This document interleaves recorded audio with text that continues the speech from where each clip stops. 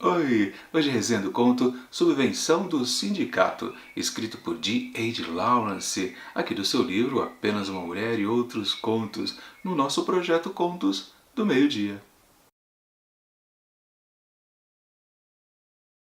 O pagamento da subvenção aos operários grevistas pelo sindicato é realizado na Capela Metodista Primitiva. O pregoeiro circulava bem cedo na manhã de quarta-feira para anunciar que o pagamento começaria às 10 horas.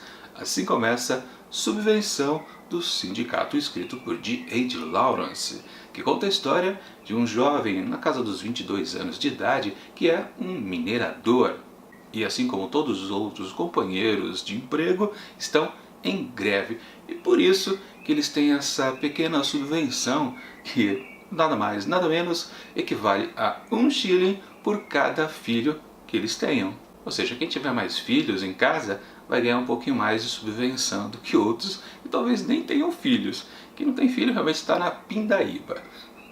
Bom, o detalhe disso aí tudo é que toda uma vila de mineradores está justamente lá na capela para receber o seu troquinho. E em toda aquela confusão de muitos homens ali aglutinados, realmente aparece lá o refrém para receber o seu din-din. E não é que em vez de, depois que ele recebe a quantia, voltar para casa e para sua mulher, a Maud, e seus filhos, também sua sogra, que também está por lá, em vez de ele voltar para casa, o que ele faz junto com seus amigos? Ele vai se divertir lá em Nottingham, a 13 quilômetros de distância. Olha só que coisa. Mas o que resulta de tudo isso? Bom, eu não vou dizer, porque senão estraga a experiência de quem ainda pretende ler este conto. Minha avaliação do texto. Assim que a gente começa a leitura, a gente já percebe uma coisa muito curiosa. Peraí, este conto aqui é uma continuação do anterior? Mais ou menos. Na verdade, o que a gente viu anteriormente, que foi a vez da senhora Redford, tínhamos sim uma situação onde um dos personagens também era um minerador e estava igualmente recebendo a sua subvenção lá do sindicato. Na verdade, se a gente volta ao outro conto, a gente percebe que a firma realmente é a mesma empresa mineradora, mas acaba por aí as semelhanças entre um conto e outro. Na verdade, aqui temos um outro protagonista, uma outra protagonista, outros personagens diferenciados, mas a gente pode sim reconhecer algumas estruturas bem parecidas. Por exemplo, nesses dois contos do Lawrence, nós temos uma introdução meio que não tem nada a ver com a discussão principal do texto. Pois como a gente percebeu lá no conto anterior, no final das contas, era mais de a gente tentar deixar bem claro, a gente não, né? O autor deixar em voga que a relação entre homem e mulher pode até se inverter quando falta a grana para o sustento da família ou outras coisinhas domésticas. E aqui, também nesse conto dessa vez, temos a mesma coisa. Depois de um grande preâmbulo, é só lá no finalzinho do texto que a gente realmente entende a que veio esta história. Aliás, na última frase deste conto, aí sim a gente entende o que é que está sendo contado aqui. Porque tudo o que veio antes era só quase um preâmbulo. Não vamos dizer que é uma enrolação, porque no fundo não é. Se bem que parece bastante. E aliás, vale um comentário, né? Aquele trecho que eu destaquei para vocês lá no comecinho do vídeo, realmente é o início do conto, mas também é o único texto que eu achei de interessante, e mesmo que aquilo lá não diga nada a respeito da história em si. Isso porque realmente a história é vaga. E dando continuidade àquele trechinho lá, tem uma sucessão de cenas onde vários outros mineradores vêm receber a sua subvenção. E quando vai acontecendo essa cena de um monte de personagem aparecendo, eu ficava me perguntando, peraí, quem é o protagonista aqui dessa história? Será que é esse senhor pregoeiro que está fazendo a divisão dos valores? Pode ser que sim, mas também já dava a entender que não.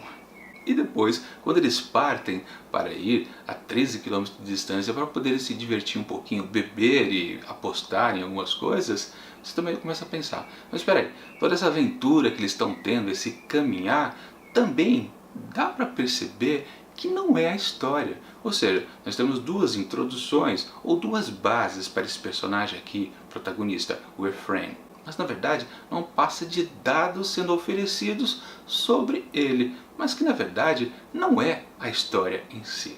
E realmente, só depois, quando o conto já está terminando, que enfim ele volta para casa, onde já deveria ter ido desde o começo, aí sim que a história se conclui, mas uma coisa importante, ele volta diferente do jeito que ele foi. Ele passa por duas transformações ao longo dessa caminhada lá para Nottingham, que na verdade eu não vou dizer para vocês do que se trata, mas eu posso dizer que no primeiro momento, enquanto eles estão se divertindo no caminho, ele acaba cometendo um pequeno erro, um deslize.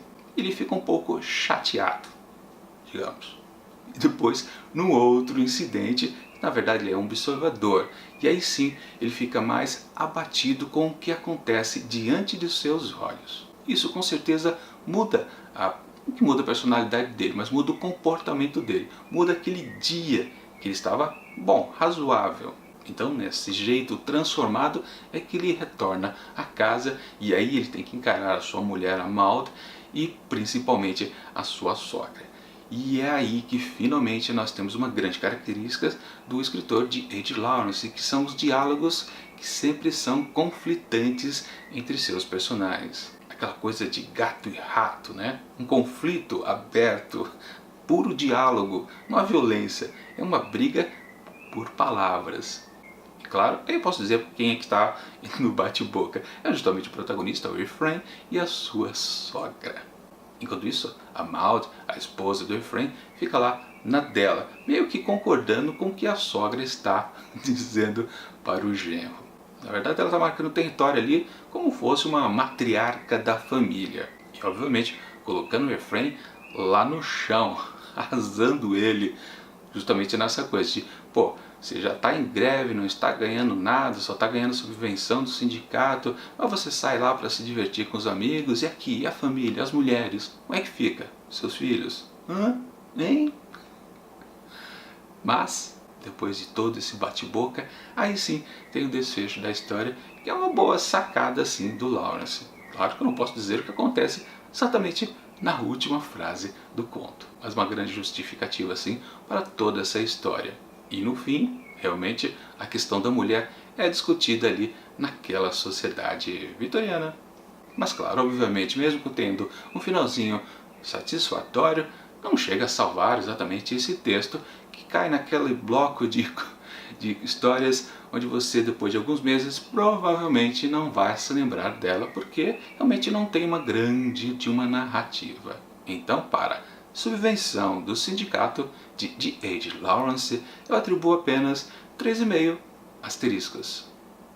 Bom, é isso. E sempre vale dizer, antes de fechar esse vídeo, né, que D.H. Lawrence é um grande escritor de diálogos, e com certeza por causa deles que sempre vale a pena ler as suas histórias. Claro, quem se interessar aqui por esse livro, eu vou deixar aqui no link da descrição do vídeo um link para você poder adquirir através da Amazon. Lembrando, se você fizer a compra através desse link, você acaba ajudando em montar os livros, porque eu ganho aquela comissãozinha de vendedor. Vale a pena ler essas histórias, sim. Como também a principal aqui, apenas uma mulher. E um outro aviso, é claro que amanhã já temos resenha nova de Laços de Família de Clarice Lispector. Claro, tudo isso aqui no nosso projeto Contos do Meio-Dia. E enquanto esses novos vídeos não chegam, deixo aqui do lado dicas de outras resenhas também aqui do projeto. E até mais!